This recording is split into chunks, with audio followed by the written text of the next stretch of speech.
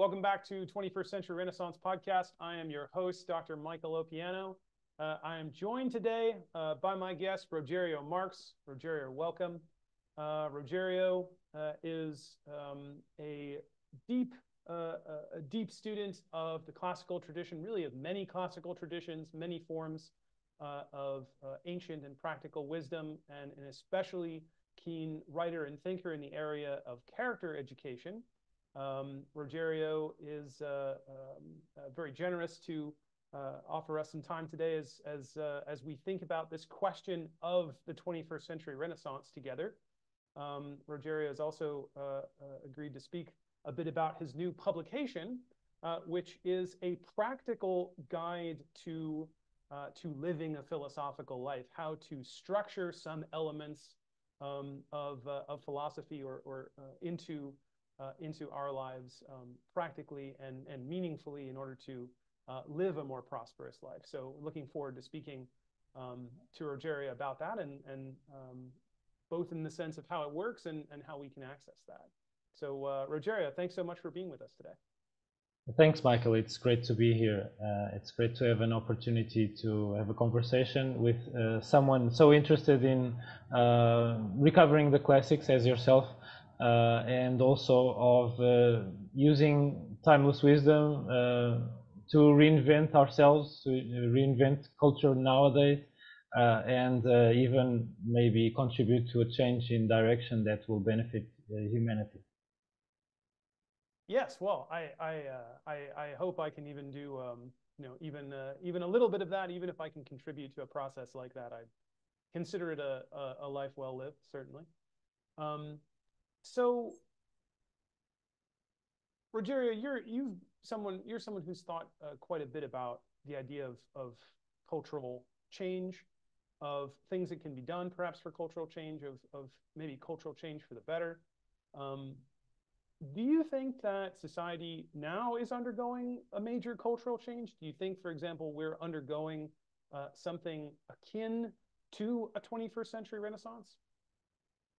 Well, there are many forces acting at the same time. There are drivers for people to engage more, perhaps than ever, with entertainment and sense pleasure and what's addictions, vices, etc. So there are many paths that are really very open and very salient nowadays for people to get lost and become stuck, either due to embracing vices and the vices keeping people more or less stuck in a rut. But there is also shining bright lights that are possible to recover intentionally if the individual at hand figures out that they can forego some of the nice, pleasant things and direct their attention and their focus to things and activities and actions and habits that, although especially in the beginning might be kind of bitter and hard and difficult, especially difficult to implement in one's life, but they are really, if they are worth it, they are really, really worth it. And even thinking about the potential benefits of, say, commuting always by bicycle like I did, or listening to audiobooks on philosophy, mythology, religion, and history, at least 1 to 2 hours on a daily basis that I've managed to implement.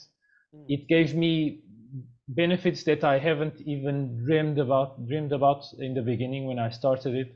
So I would say that going into a practical sense, we can have a smartphone to look at or beautiful people of the opposite sex, or other things that distract us, when video games, etc.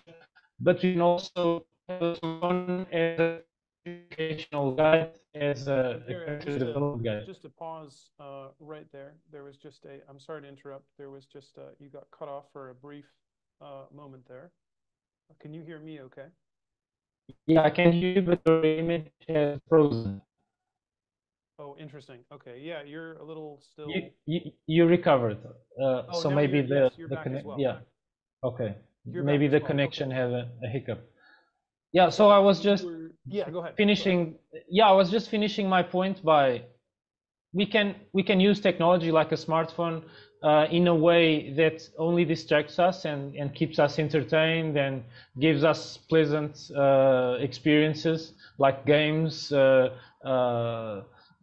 looking at nice people of the opposite sex systematically, or entertainment, just watching shows, TV shows, etc. Even some shows that are quite voyeuristic.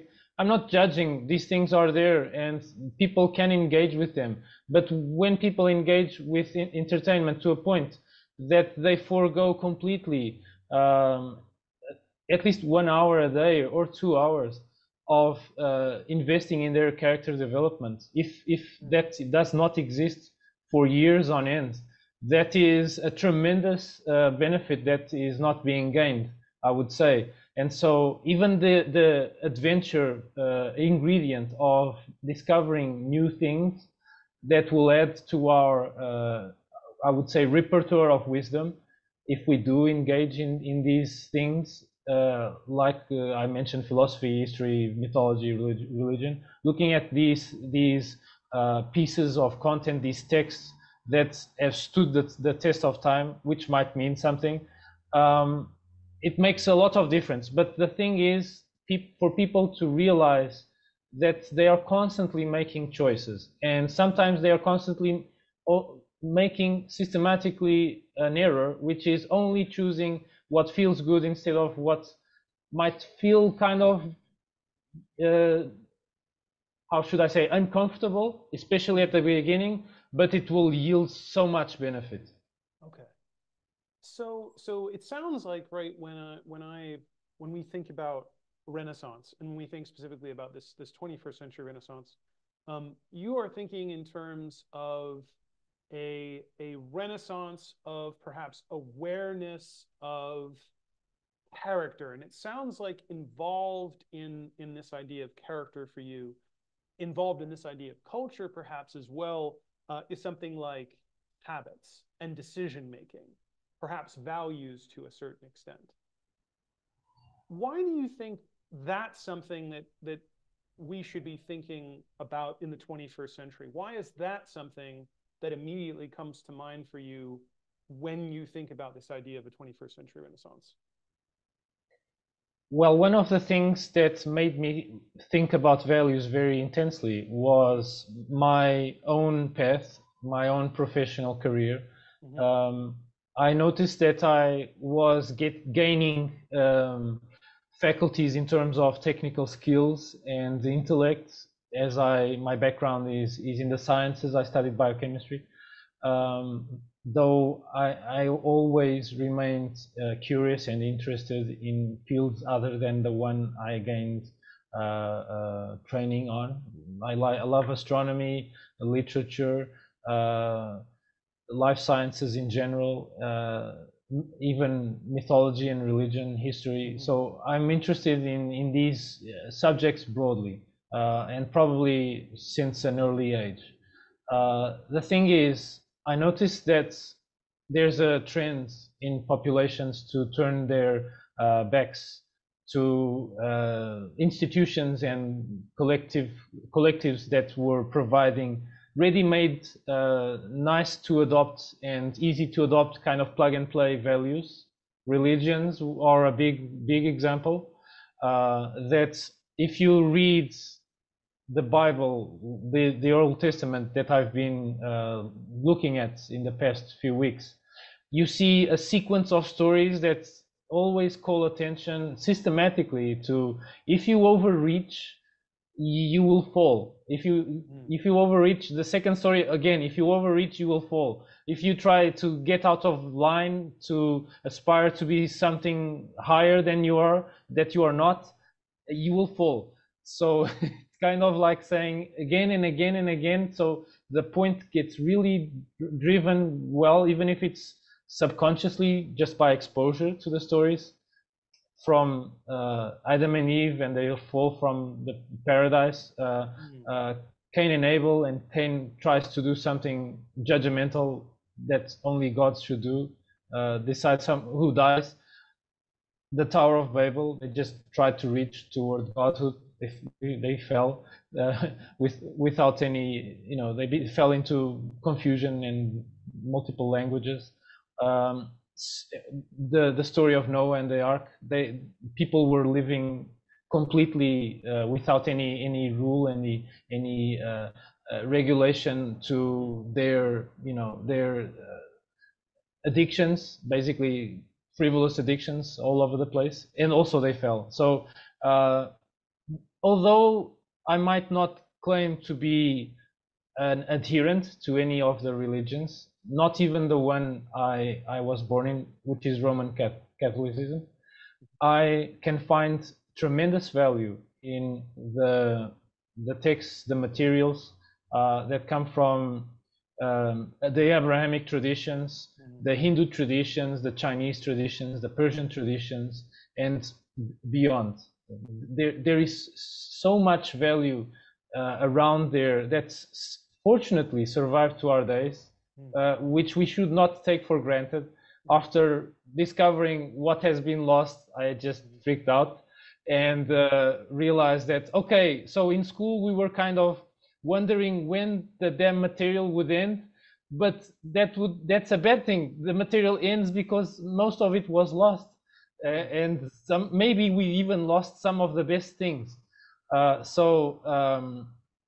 Again, we shouldn't take things for granted. And even though people are turning their backs to traditions that are thousands of years old, that have stood the test of time, we really need to be cautious and wary that if we really do commit to this on a grand scale of turning our backs to the Abrahamic faiths and other millennia old traditions, we really need to think deeply what we are doing. And if we really want to turn our backs to these things, we need to find a really well thought replacement, so to speak, or maybe a syncretism, which is a tradition that joins the best aspects that we can find of the extant traditions that exist nowadays. That's also one of the possibilities and one of the things that might emerge in work of people like myself that are doing, people that are kind of not a dilettante, I would say, but a seeker of timeless wisdom, intentionally looking for timeless wisdom, bits and pieces here and there, and see the overlap and the commonalities, say the commonalities between Confucius saying that character development is super important, and then in the almost the other side of the world, a few centuries later, Aristotle saying to his students, would-be politicians, character development is really important, and these are the practices, these are the practical advices that I give you, which is, it makes me realize that philosophy for most people might be seen as, oh, it's a kind of a thing for just academia, and people just think intellectually about it and analyze language, and that's it. But no, in ancient times, philosophy, the example of Socrates stands out. He really brought philosophy to the benefit of human nature and human psychology. And I think that we really need to think deeply about these, have discussions and dialogues of these subjects, because I think we need to course correct. Yes. Okay. So there's this idea of, I can hear in a number of things you're saying about the importance of not just studying philosophy or not just studying character in the abstract, but studying these things, right? Studying a philosophy that is embodied, that is lived with respect to its very practical implications in our lived experience of the world. Did I understand that correctly?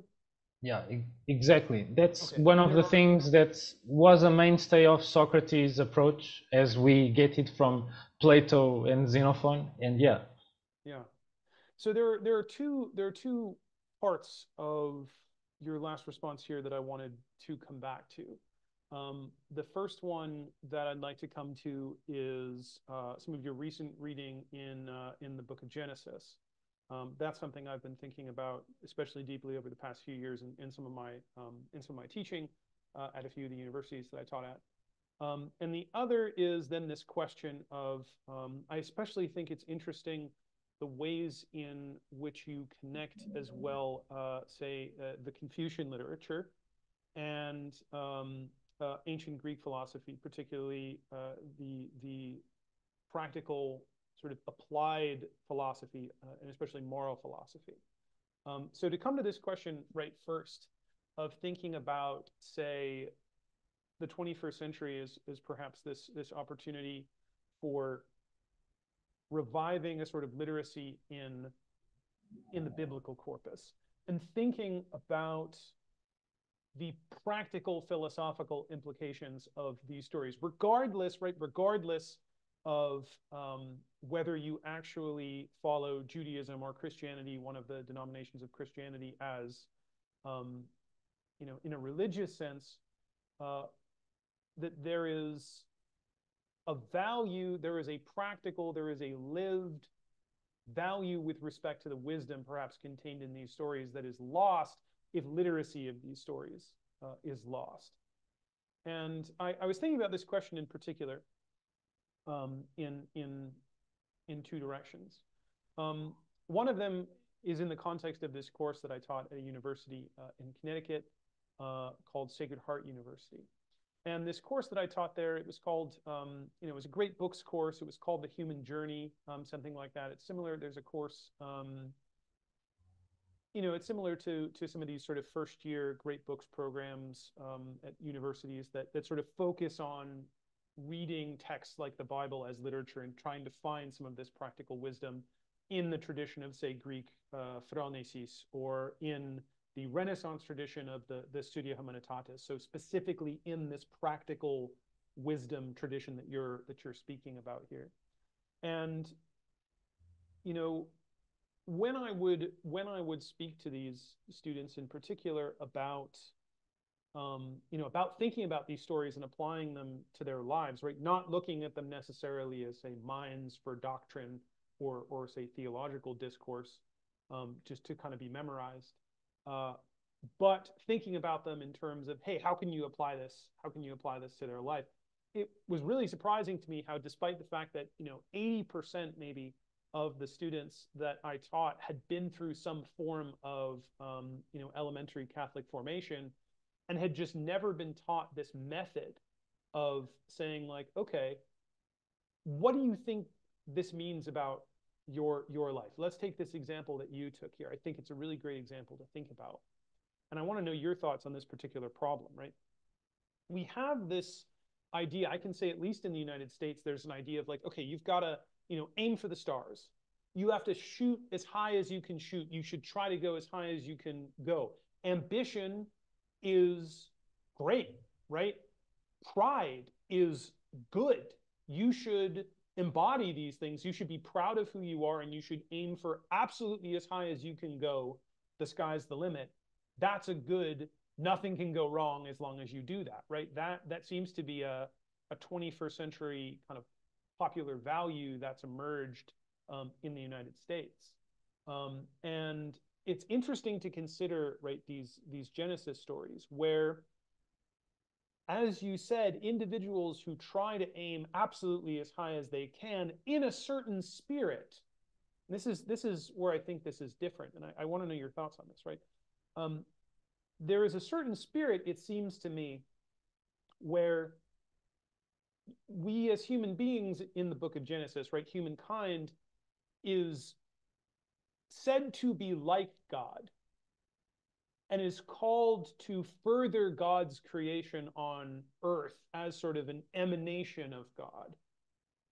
But when man tries to be God, rather than to be godly or to walk with God, right, in the sense of, proceed in kind of like a life of presence with God, or to embody sort of, divine principles, but not to actually be God.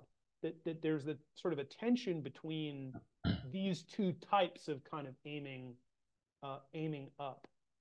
How do you have you thought about that? How do you make sense of those two kind of different trajectories? Is that It something that seems it yeah seems like a paradox on the surface, right? yeah That it makes sense to aim for the stars, and if you fail the stars, at least you hit the planets. We have people like Bruce Lee saying that not aiming high is the sin. Even if you aim high enough, even failing is glorious.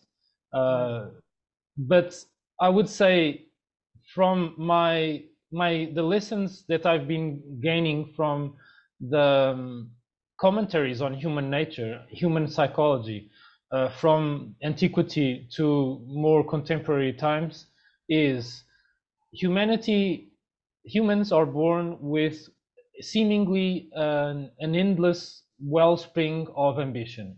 It's endless. If people commit their ambition to material gain, they will consume the earth eventually.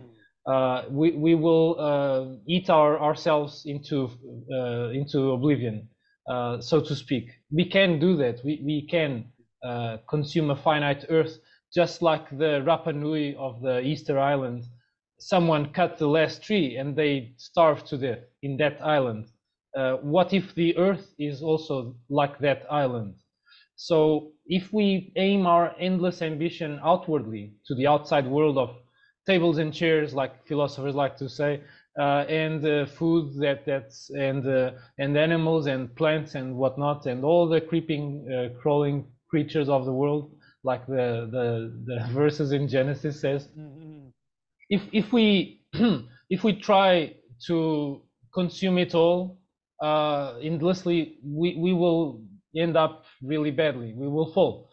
But if we want to become like a pilgrim, and we first let ourselves burn to ashes, like Rumi suggests, we become a humble seeker and a student for life.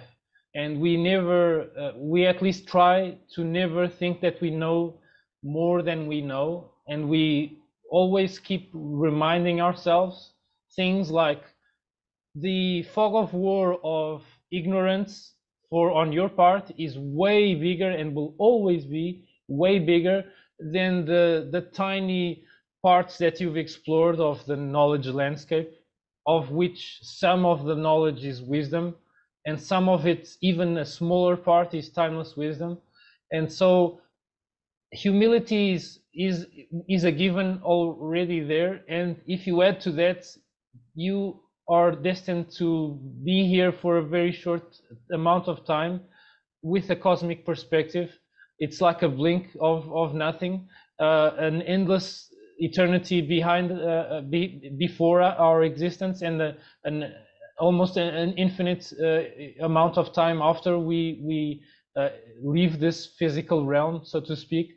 And so in this very, very short amount of time, it's foolish to say that someone can become the ultimate doctor, for instance, and know everything about doctoring of medicine. It's impossible. It's literally impossible. Even more so if we leave the so-called narrow confines of being a doctor and knowing medicine. An example that Plato loves so much, to things like fixing the health of a country or a nation or a group of people or a family. It's also a kind of doctoring as well. And I would say that no one people will be the perfect master of their selves, much less they will be the perfect head of a family, or the perfect individual of a family, or the perfect part of a company, or even if they're not in a leadership position. But even people that are never in a leadership position, they are always by default leaders of themselves.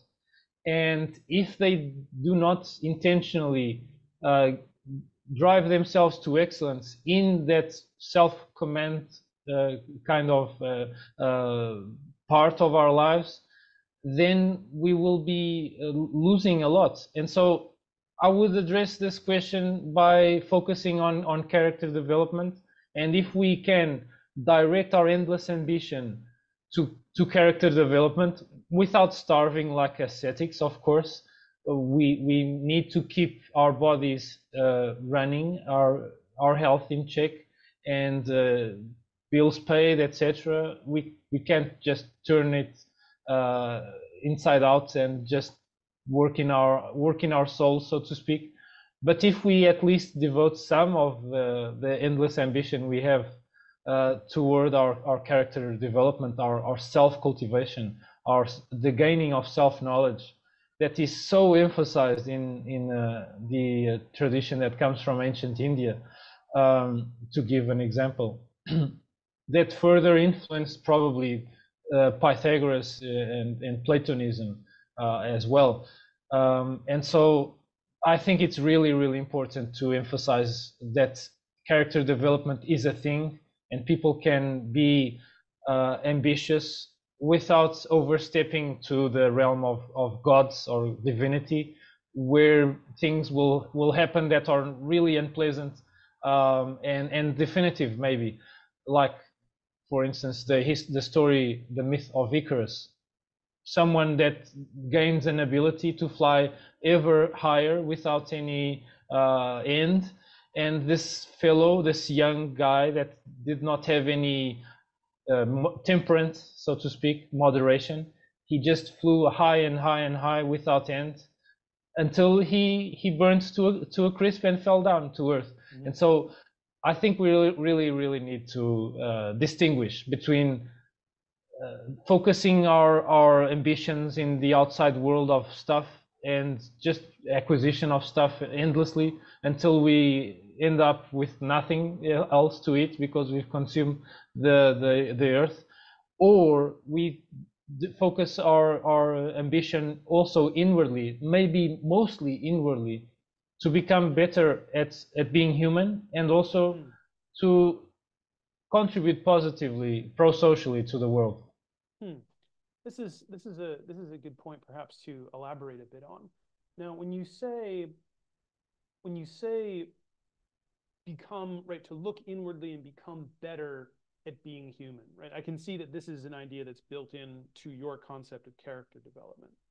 When you say become better at being human, when you say become more pro-social, what sort of things are you thinking of? What sort of things do you think, in having studied this tradition, do you think we should be aiming at in order to better ourselves as human beings? What does that mean to you? So if one wants to look at someone else's character, the best way is to see how that person is in different contexts, especially challenging contexts, in crisis, etc. You can have a friend and think of them as a friend for life, but if a crisis strikes and you are suddenly deprived materially and he just goes away, and so maybe it wasn't a friend after all, maybe it was a person, a pleasant acquaintance that was along for the ride while things were pleasant and good going, etc.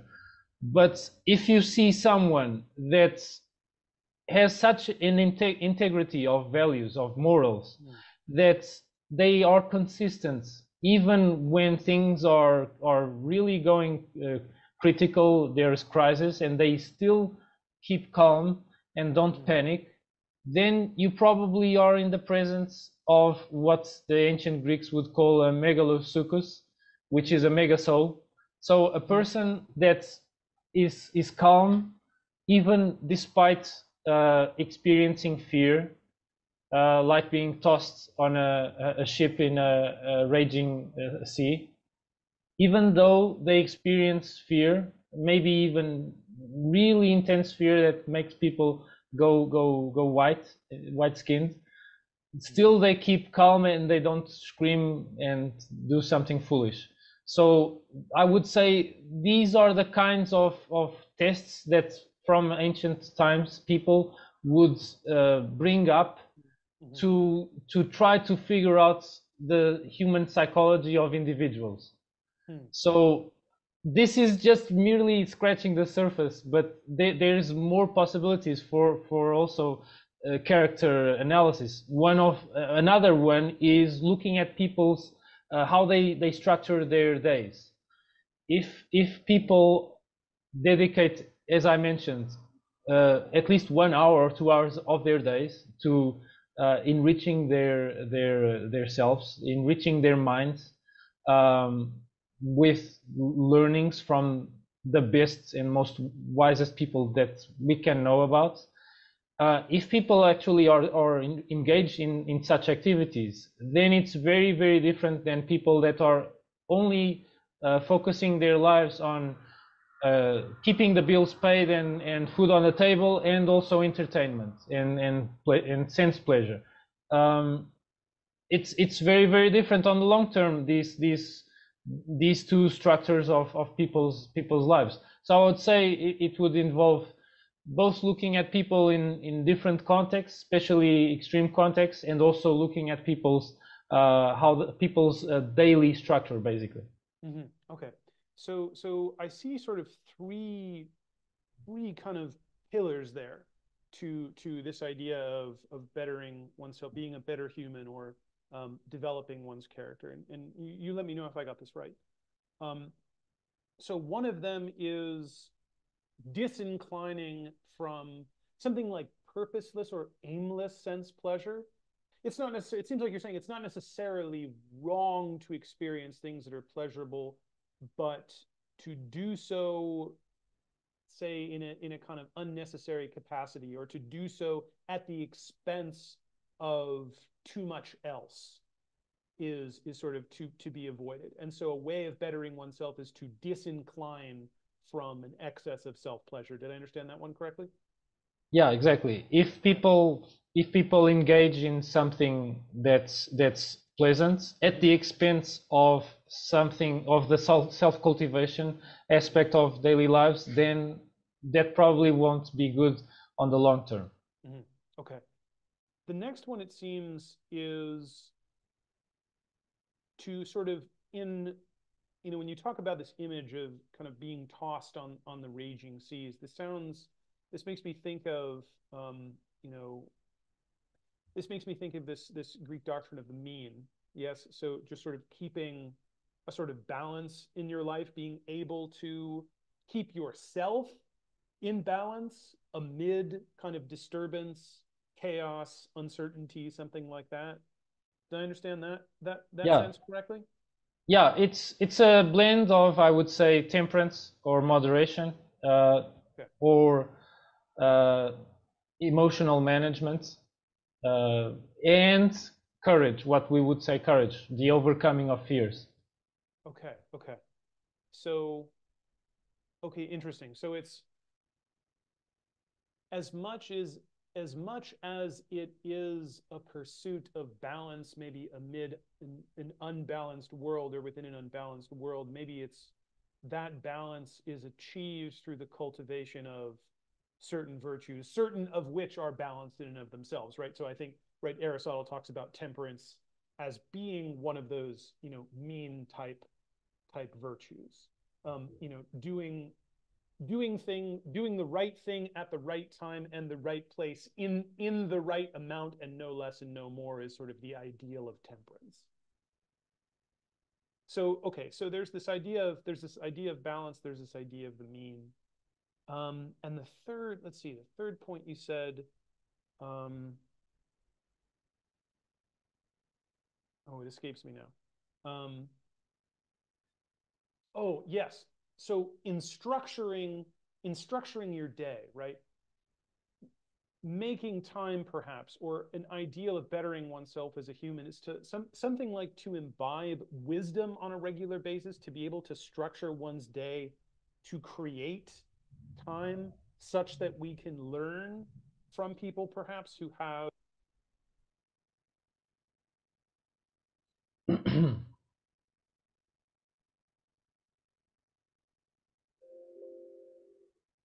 I suddenly stopped hearing you. I still cannot hear you.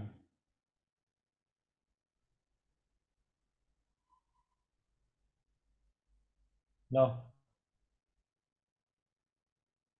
Yeah, yeah, I tested my headphones and they are beeping, but I cannot hear your voice. Maybe it's turned off, or maybe battery or something. It had some lights there, but sure.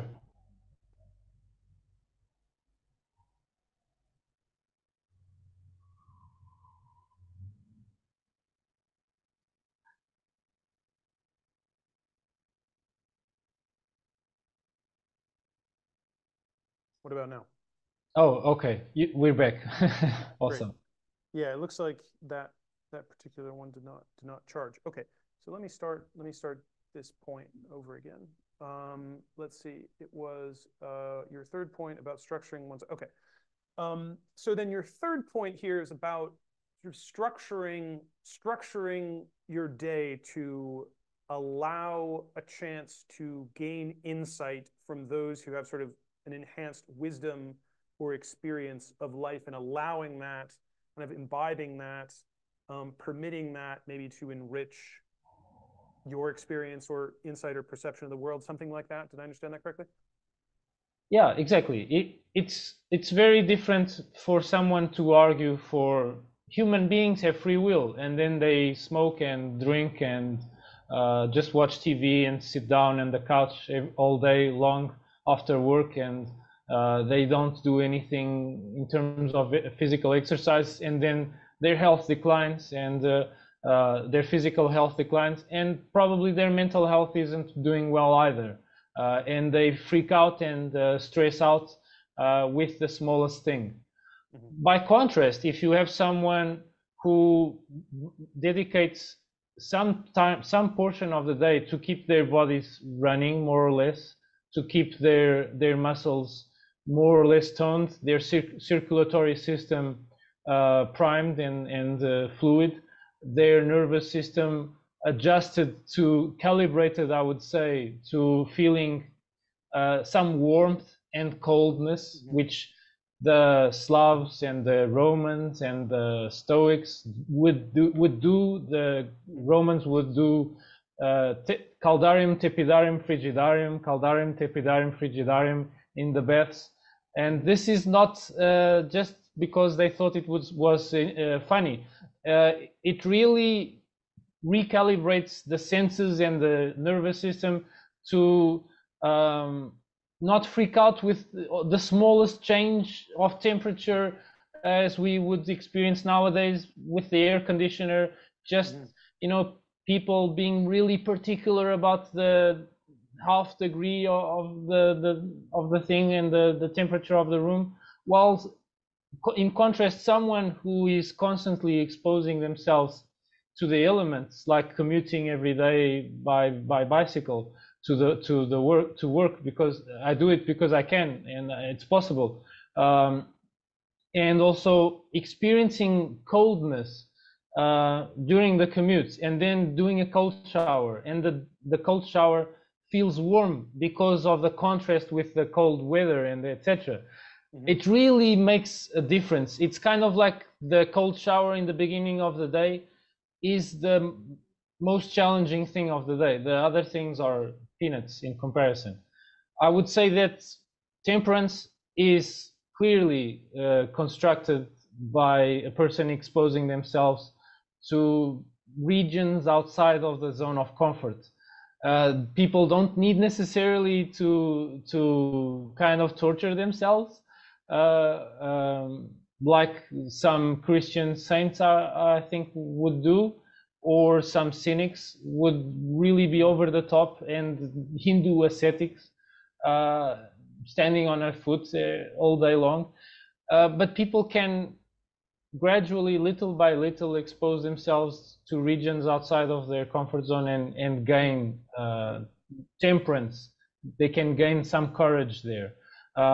Like, for instance, gaining courage. People can develop courage by incrementally exposing themselves to a stranger that they've never talked to and just ask the time, or something really trivial, and then engaging in conversation in incremental complexity, exposing themselves to speaking in public little by little, just with a group of friends that you're comfortable with, then a larger group involving strangers, and then a group completely of strangers, and regardless of the size, and the person is just doing their public exposition and talking about stuff that they're really passionate about, without batting an eye on whatever the attendance is, even if, regardless if it's just them and another or 10 million people, it's the same.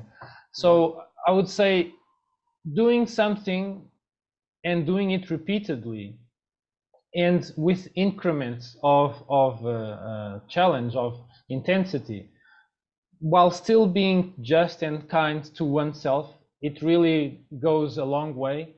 And one author that I would recommend, and I think he changed my life with his book, the book is Atomic Habits by James Clear.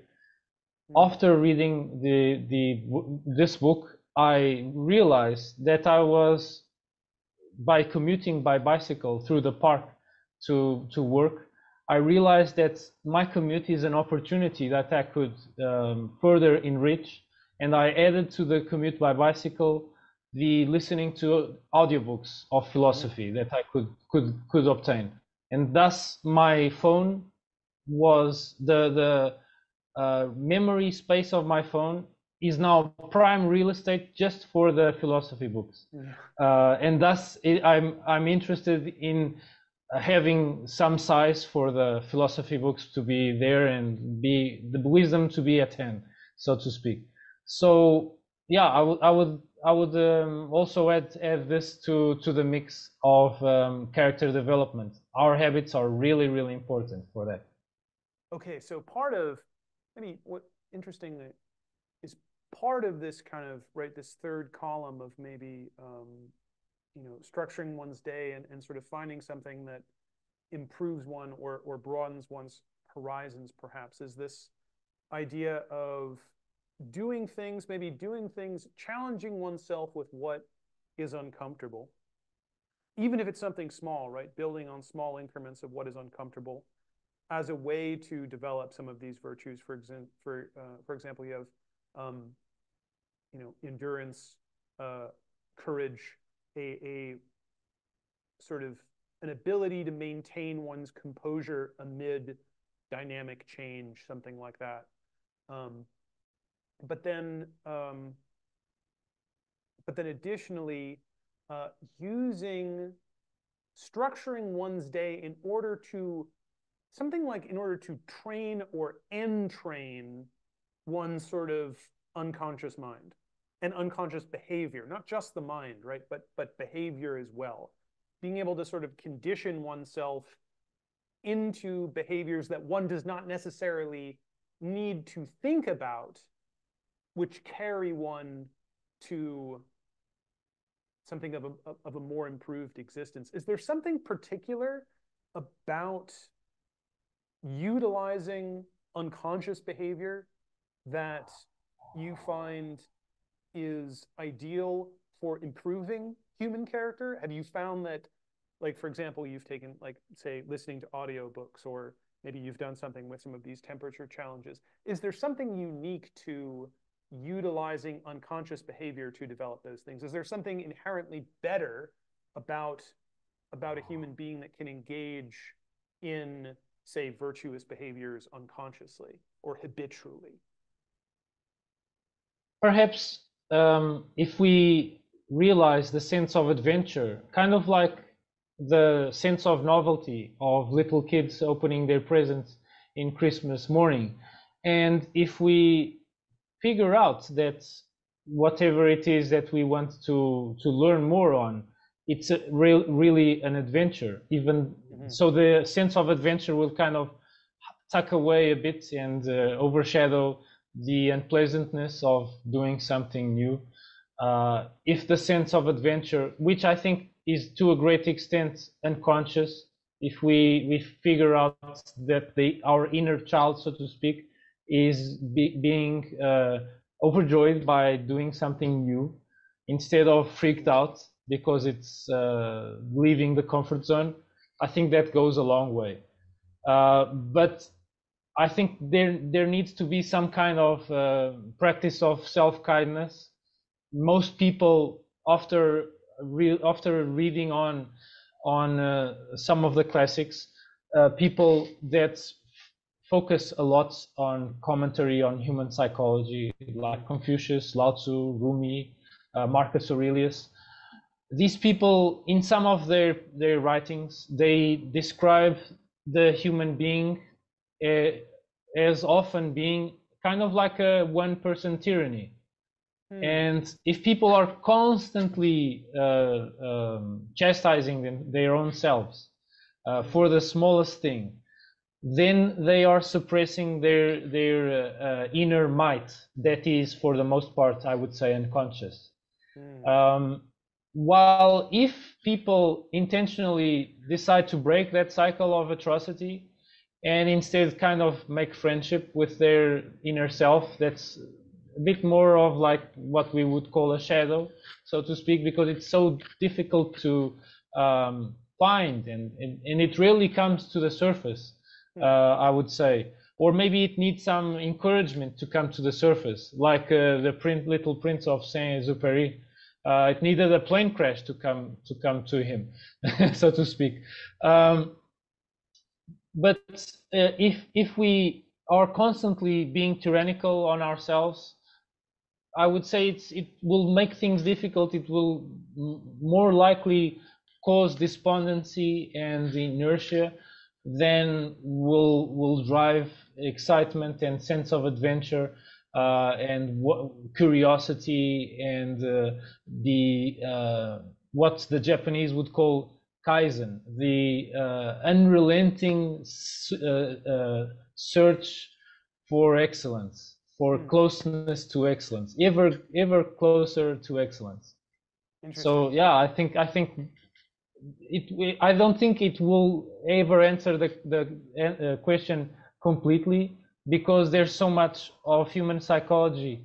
Even if we look at all the ancients, the wisest ancients, and the cognitive psychology, cutting edge cognitive psychology, that is already, it's mountains of knowledge, even though many aspects of human psychology are still a mystery and will probably remain a mystery, which is, I think, why it's really important to forget, at least for now, to become like a god and try to be better at being human. I see. So it's like this. I found this image that you called up, right, of say being a tyrant over yourself particularly poignant.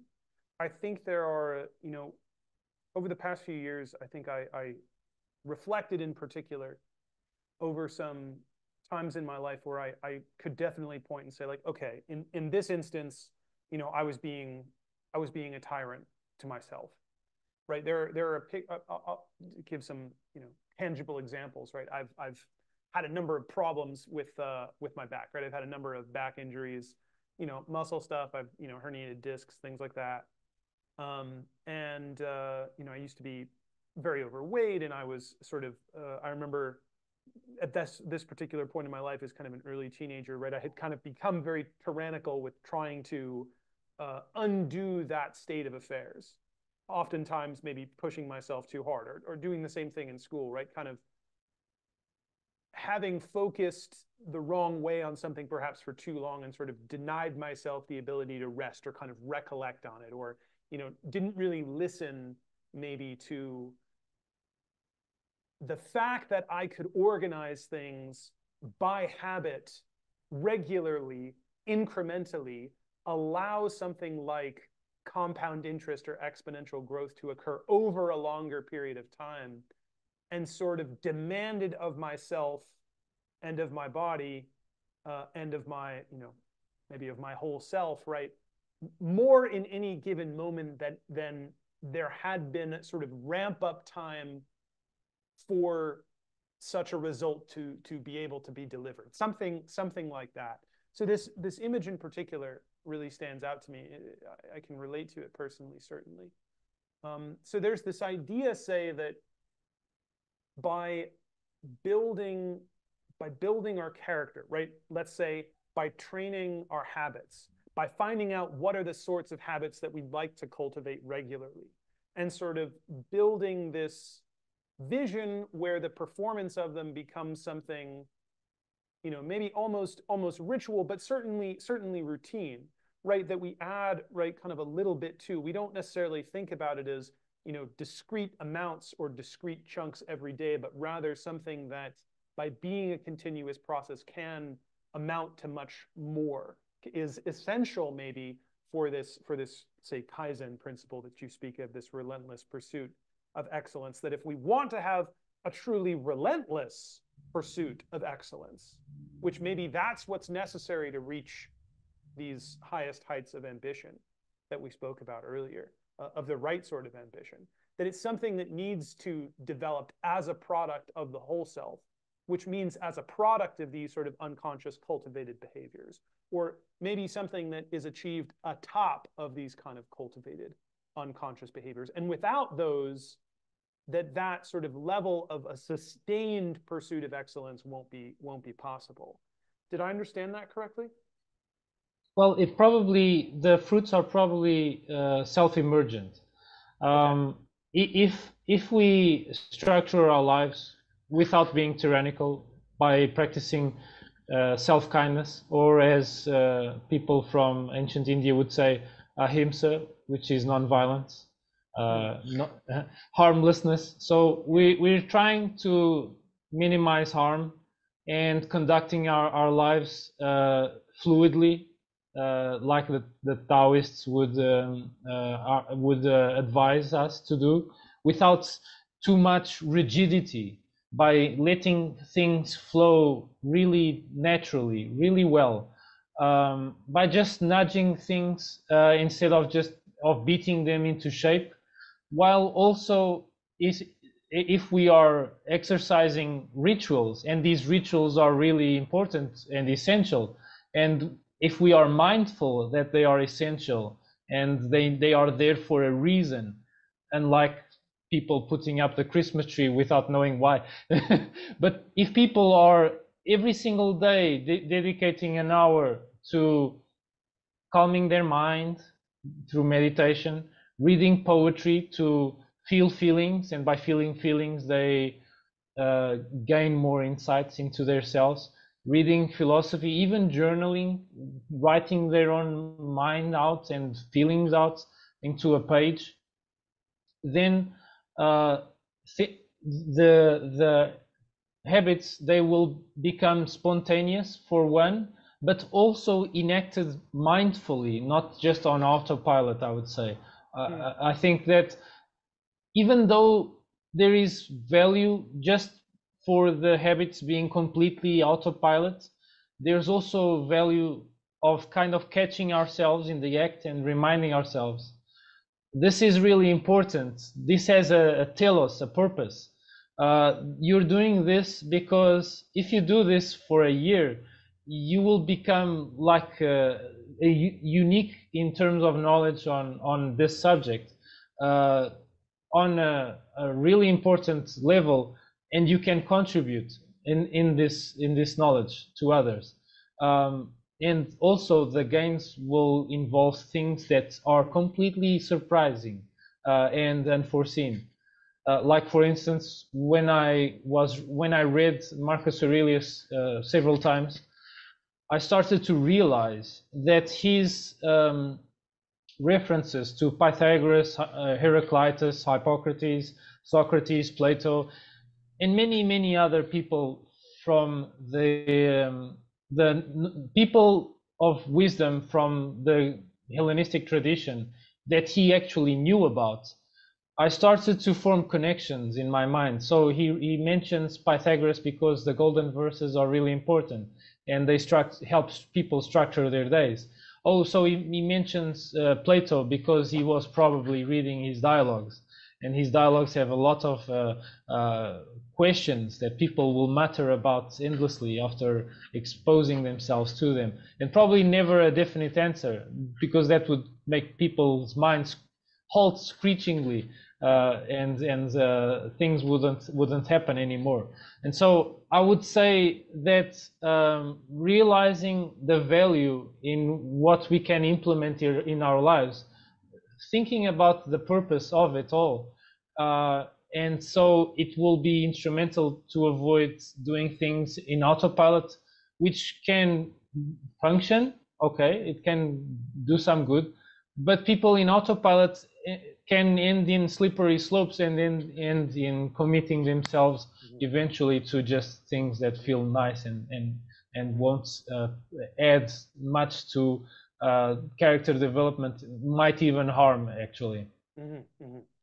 So with these pillars of character development that you've been both studying and applying to your life, right? Because as you've already begun to sort of intimate here in the context of this conversation, you're not just someone who's talking about these things kind of in the abstract. I mean, we're doing some of that now, yes, but you're also actively seeking to apply these pillars, these principles of character development to yourself.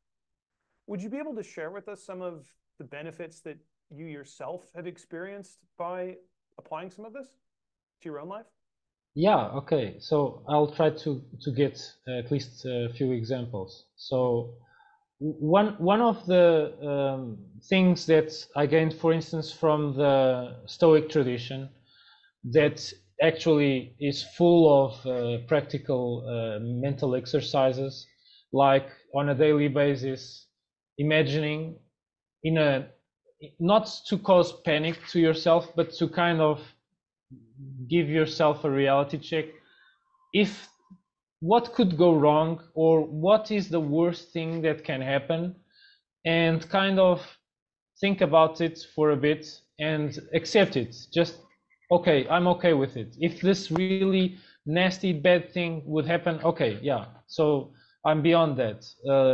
So I will not let this unconscious fear of my mortality hold me back, but I will also not be reckless so as to throw myself into danger recklessly. So by practicing these Stoic exercises, premeditatio malorum, this is the one in which we imagine the absolute worst that can happen. Amor fati, which is, okay, stuff happened in my life, it's in the past, and it's kind of chiseled into an indestructible stone of the past, and memories of it are more or less accurate, but maybe not. But regardless of that, I cannot change stuff that actually happened in the past and my current circumstances mostly. So amor fati, basically. And one benefit that at least it seems to correlate with my learning about Stoicism, and actually learning that a huge part of Stoicism is very, very practical, and we can just, really plug and play, literally start immediately to experiment with these thought exercises in our lives. Like, implement one and see if it works. If it works, let it stay there and continue practicing. Add another one and see how these jive together and with all the other things that we actually do. And it turns out that before I would have these Sunday evening kind of anxious feelings of what the week would give me, and it for the most part it abated and almost ended. So okay, I so was really no more Sunday evening anxiety. Yeah, I was really surprised that this would be the case. I wasn't expecting it, but it kind of makes sense if the psychological kind of tricks that these aphorisms of Stoicism give us, they might be over the top truths that are not 100% literally true, but they kind of push our minds away from quote unquote bullshit that we are kind of fooling ourselves with, and we experience our lives with a bit less anxiety, a bit more tranquility, being a bit more chill, that there's this coworker that might be systematically um, feeling insecurity, and then this insecurity results in them kind of lashing out against other people. And you start to figure that out, and instead of contributing to the quote unquote spite and at least verbal violence, you just let the person's words fall onto you, maybe give the other cheek of Christianity, but with the bulwark of Stoicism as well. It's not just, you're just you, and you have no tools of building your soul, so to speak, and you just give the other cheek and you feel miserable. But if we actually use the best tools of building mental resilience that humanity has come up with, from the Hellenistics like the Stoics, from the Epicureans, from the Advaita Vedantans, from the Platonists, from the Taoists, you will end up being surprised at what you can withstand and the things that you're capable of, because I would say that we often aren't appreciative of this, but we are all, as humanity, inheritors of two vast treasures: our genetic legacy that was refined through billions of years, and also our cultural legacy that it's priceless. It survived by luck for the most part, and some of it survived because people really cherished it enough, because it really had timeless lessons that applied 2,000 or 3,000 years ago, with the human nature that is still the same nowadays, and it applies today. Yeah. Well, that I think is an interesting point as well, and an important point for us to grasp about culture, right? Culture, right, in this sense of inherited wisdom, maybe about the nature of the world and the nature of human beings and the nature of the life that we live, maybe between those two worlds. That has, yes, with maybe the specific forms, there is a degree of luck to it, but that it is a legacy in the way that our genetics are a legacy. That there is something to this tradition that is truly useful to human survival, to the human experience, to a better human experience of life. And were that not the case, this wisdom, these stories, these sayings, these teachings would not have survived as long as they have, in the configurations that they have. There perhaps are some, there are some accidental characteristics to many of these, right? Perhaps the way that they look, in a certain sense, not every single word, is destined to be there because every single word is absolutely useful.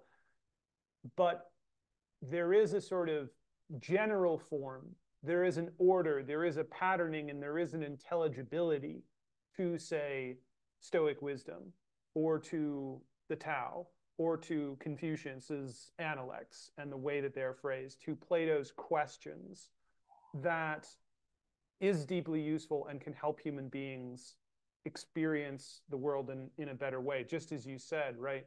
By maybe reducing our experience of anxiety, or by genuinely equipping us with these habitual, or say characterological structures of organizing our day, of organizing our lives, of organizing our sense of self, that enable us to achieve things that we would not otherwise be able to achieve, or would have a lower probability, perhaps, of achieving were we to just kind of shoot in the dark, or fire blankly, or blindly, I should say. Very good. So I want to ask you a bit about your very recent project here. So not only have you been engaged in this for a number of years, right? Not only have you been studying this tradition, not only have you been thinking about this in a very thoughtful way, in a very deep way, and applying this to your life, but not too long ago, I think maybe a week ago, 2 weeks ago, you just released your new book, but it's not really quite a book, right? It's not an academic study. It's not, your own kind of, hey, here's my philosophy as Rogerio Marques, but it is a guide to help others implement the sort of meaningful, practical experience of this wisdom into their lives. So would you be able to tell us a little bit about this? How does this work? How have you structured this book? How can reading this help someone experience maybe some of these benefits that you yourself have experienced from adapting this tradition to your life? Sure. So I would advise to keep expectations moderate, because it's not a full-fledged book. It's more of a notebook that is structured for a few reasons. One of them is what Marcus Aurelius actually did after he lost his last master. After his last master, Junius Rusticus, died, that's when he started writing the Meditations. In a sense, according to Donald Robertson, who is perhaps one of the greatest living scholars on Marcus Aurelius that at least I know about, he says that Marcus Aurelius, in a big sense, became his own tutor, his own teacher, his own master. He took the reins of his own continual education, his project of self-cultivation. And he didn't go at it alone. He sometimes writes his own spontaneous thoughts that probably came from his dealings in his court and his governmental role and family and whatnot. But he also, as I mentioned before, shows clearly that he was reading on Pythagoreans, the Platonists, Plato namely, and the Stoics that came before him, like Epictetus. He was like reading Epictetus's 8 volumes of discourses, and we only have 4. So I wanted to give people a notebook, but not just any regular notebook that people can write their thoughts in, just like Marcus Aurelius wrote, but also with an intro to the main philosophical schools that are related to different facets of self-cultivation, from these geographies that I mentioned, from Greece and Rome, from Persia, from the Islamic world, from China and India, and also from Japan. All of them have something to offer. Probably not all of them are for everyone. It's nice to consider each option. If the loss would be if people wouldn't consider possibilities of paths, of routes. And so I offer like more than 24 of philosophical schools intros, and with the main people or the main person of each philosophical tradition. Like for the philosophy of Nietzscheanism, the main person there is Nietzsche. And so if people want to know about the thinking of the Nietzschean tradition, they will read Nietzsche first and foremostly. Now, if people want to become educated in Hegel, it's way more complicated than that. And even for Nietzsche, it's not simple. So people like Nietzsche and Hegel went back to the classics like crazy.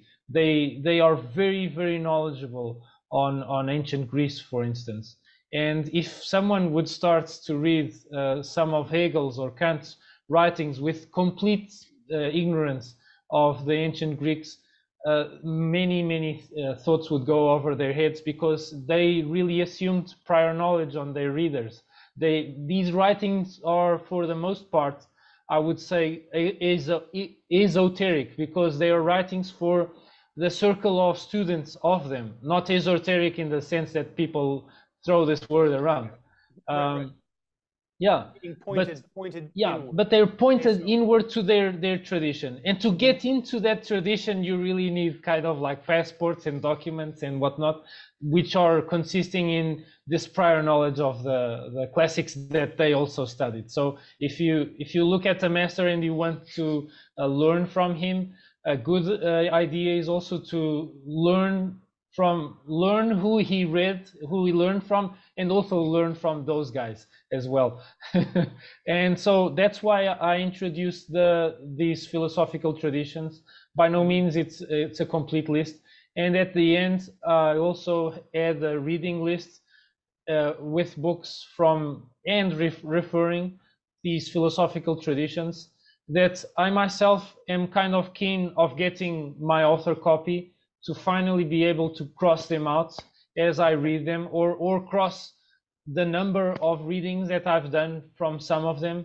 Because one of the things that's really, really important is, if you really want to gain character development from the writings of Marcus Aurelius or Plato or Lao Tzu, or Saint-Exupéry with his Little Prince, you really want to read them more than once, and probably in different phases of your life.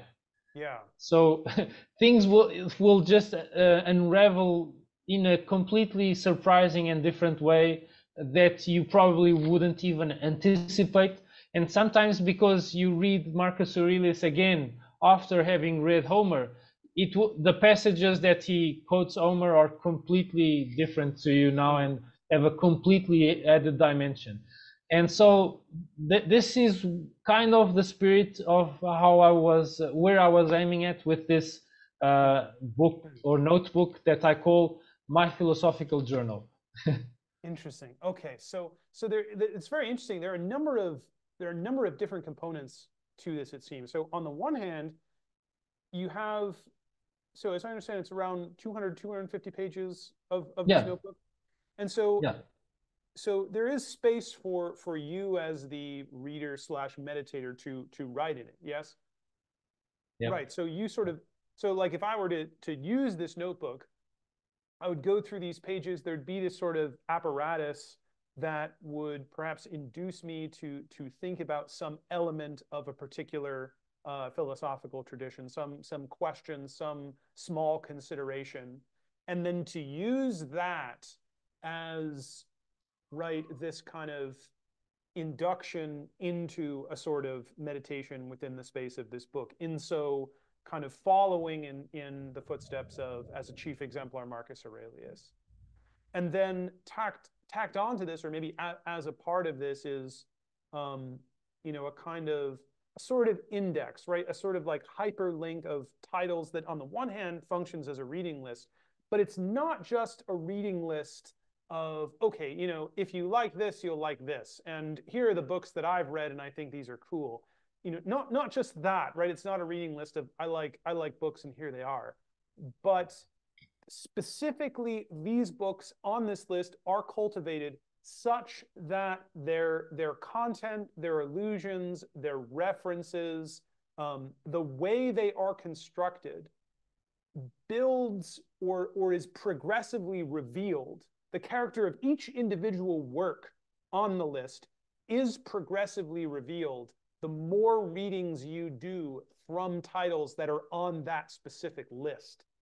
Do I understand that correctly? Yeah, no doubts, no doubts. Okay. There are hyperlinks, so to speak, and interconnectedness between the writings of the Stoics, the Homeric traditions that came before, and Plato as well. And then you have links between Plato and, say, Rumi, who clearly references Plato and shows so much of this aiming to the good, so to speak, in his own way, by being inspired as well by Plato. And you can, if you study some Advaita Vedanta writings and commentary of the Bhagavad Gita by Adi Shankara, and Adi Shankara's writings as well, and you read also the Platonic dialogues, or as I like to say, you experience the Platonic dialogues, maybe more than once, maybe even doing readings aloud with friends and other people, because I think that really gives life to this material. You will see that there are similarities between Advaita Vedanta and Platonism, and like, for instance, the Om sign has a bunch of curves that allude to different states of mind that the Vedantans claim are illusions or illusory. And then there's the little dots on the top, the Turiya. And I was looking at the Om and describing the different parts, and was realizing this is practically the same meaning, or it's pointing to the same aspect of reality as the Platonic cave also points at. It describes a bunch of really abundant illusions, and then the thing that is really, really essential is hard to come by, it's hard to find, it's hard to glance at. Only after some effort can you look at the sun or experience the sun's brightness and warmth.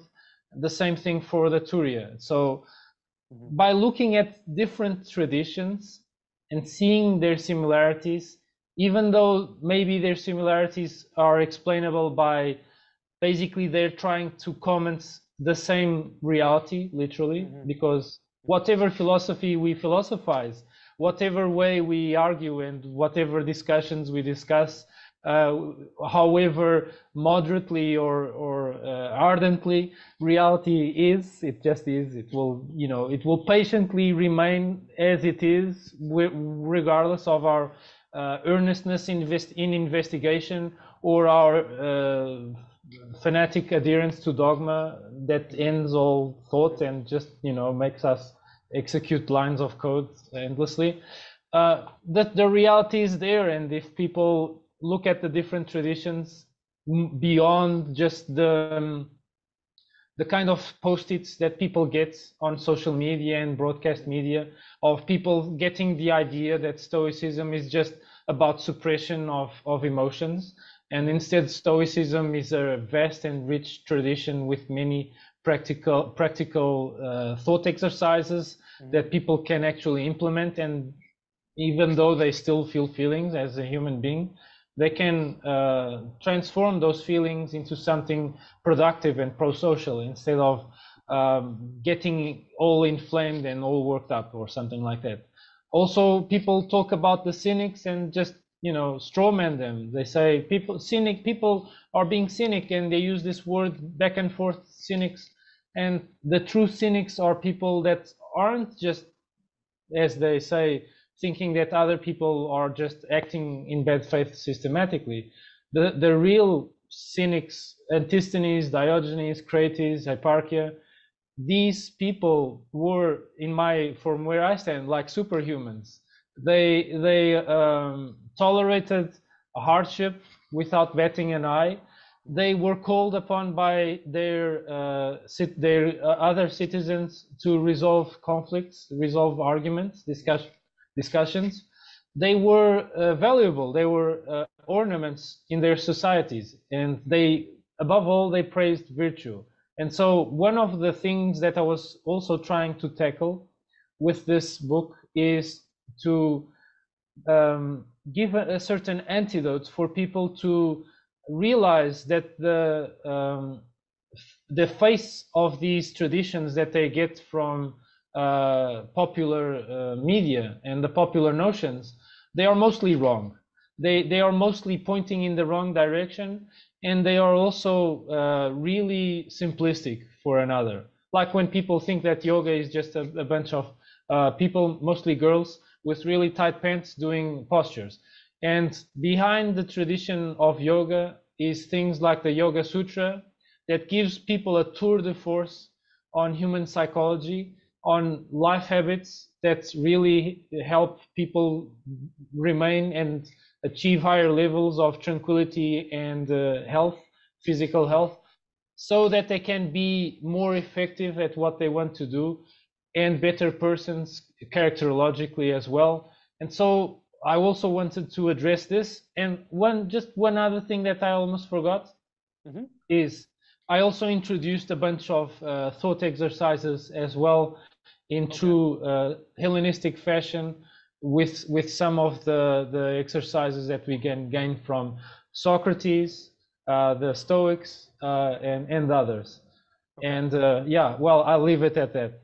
So so in addition to this meditation space, this writing space, in addition to this kind of hyperlinked kind of building reading list, there's also along the line there are also specific thought exercises taken from the classical tradition that are implemented along the way in this guide. Yeah, exactly.